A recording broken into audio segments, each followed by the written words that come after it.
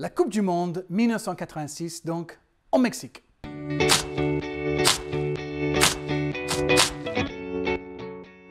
Et encore une belle histoire. Et là, on parle du Maroc, qui devient la toute première équipe africaine à passer la phase de poule. Et pourtant, les Marocains étaient dans un groupe avec l'Angleterre, la Pologne et le Portugal, mais avec le sélectionneur brésilien José Faria, voilà que les Marocains ont pu avancer. Bon, finalement battus par les Allemands de l'Ouest, mais seulement par 1-0. Et le capitaine de l'équipe et le gardien, Badou Zaki, a gagné le Ballon d'Or africain la même année après ses exploits au Mexique. En parlant d'exploits, un Français a marqué les esprits aussi. Ce n'est pas un joueur, c'est l'arbitre. Souvenez-vous de Joel Quignou, qu'on salue bien.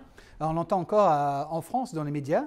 Eh bien, il est arbitre. Il est entré dans le livre Guinness des records parce qu'il a dégainé le carton rouge le plus rapide dans l'histoire de la Coupe du Monde. Et oui, bravo à Joel Quignou qui a brandi ce carton rouge après 1 minute du match entre l'Uruguay et l'Écosse pour une faute vulgaire, affreuse, d'un joueur uruguayen sur Gordon Strachan, l'Écossais, futur joueur de Manchester United. Joel Quignou, bravo, bien joué.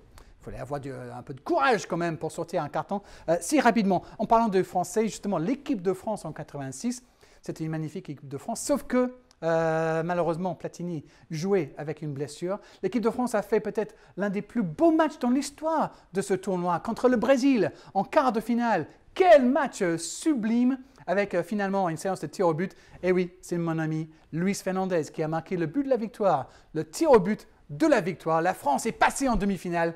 Mais bon, la gloire, on va la garder pour plus tard parce qu'il y avait les Allemands, encore une fois, comme en 82, en demi-finale. Et c'est les Allemands qui passent. La France, quand même, termine à la 3e place. Chapeau.